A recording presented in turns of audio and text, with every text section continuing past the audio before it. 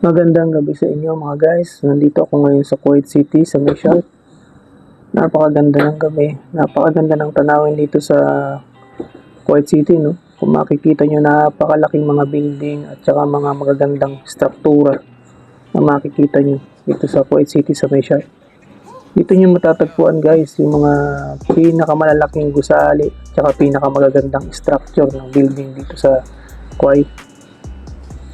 Ayan yung Alhambra Tower, isa sa pinakamataas na building or tower dito sa Kuwait City or sa Kuwait. At saka yung kasunod niya na building, nasa right side, yun yung tinatawag na, kung di ako nagkakamali, ay NBK Tower. Bye-bye, Chloe. Ang ganda ng mga ilaw. Grabe yung mga building, nagsisiliwanagan. Napakaganda. So, konting kaalaman lang guys, ang Alhambra Tower, kung naitatanong nyo, meron siyang 85 floor. Ganun siya kataas. Tapos ang height niya, it's nasa 412.6 meter. Equivalent in feet, it's 1,354 feet. Ganun siya kataas. And then yung nasa tabi niya, na building na NBK Tower, hanggang 60 floor ang taas nun. Ang taas niya, ang height niya, it's nasa 300 meter. Equivalent in feet, it's 984 feet ang taas ng NBK Tower. Ayan guys, nakikita niyo nasa kanan ko yung building, yun yung tinatawag na Kipco Tower. Lapitan natin para mas makita niyo ng malapitan. Yung nasa kaliwa ko, yun yung tinatawag na Asima Tower. Isa rin yung sa pangalawa sa pinakamataas na tower dito sa Kuwait. Una yung Alhambra, pangalawa yung Asima Tower, pangatlo yung NBK Tower, pang-apat yung Araya Tower, at saka pang-lima naman yung Kipco Tower. Ayan yung Asima Mall. Asima Mall, kadikit niya yung Asima Tower. Lakad-lakad muna tayo. Ang ganda-ganda dito. Grabe. Sobrang liwanag. Ayan guys, yan yung Kipco Tower. Yan yung sinasabi ko sa inyo. So, ang height niyan is nasa 240 meter. Convert sa feet, 790 feet. 60 floor meron yan.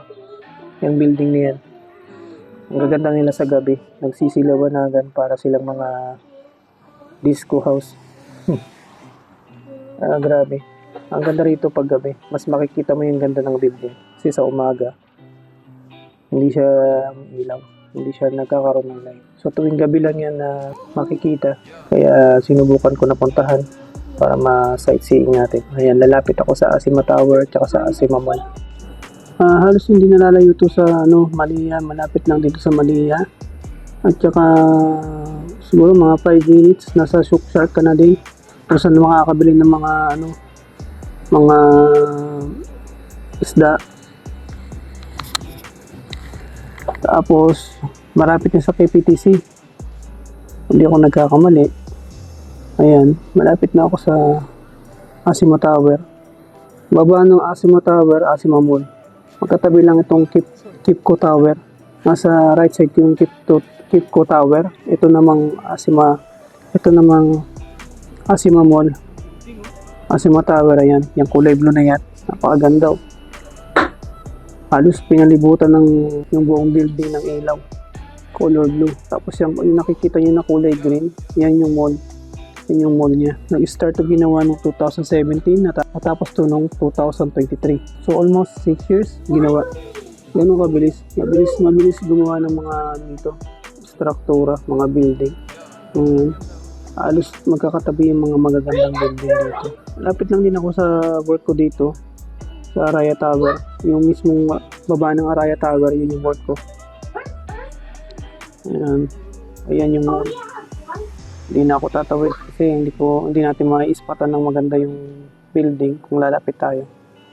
So gusto ko nang pakita sa inyo yung mga building dito, yung mga nagliliwanag ang building dito sa Kuwait. Yung Alhambra pala, Alhambra Tower, nag-start yung i-construct noong 2005, natapos siya ng 2011. Halos ganun din, 6 years din. 6 years yung pagitan bago natapos.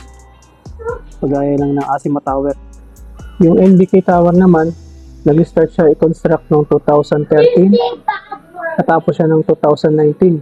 Malapit na tayo dito sa bus station. Malapit na tayo dito sa bus station. Ayan yung mga ibang building na nagtataasan. Pero hindi ko na mention. Hinighlight ko lang dito yung top 5 tallest tower in Kuwait. Now guys, I'm going home. So medyo malalim na yung gabi. Kailangan umuwi. So ito na yung papuntang bus stop, papuntang Parwania. So see you again guys sa mga another kong video. Itong video nito ay base lang sa aking research. So if you have any suggestion or comments, just comment down below. Thank you guys. Masalama.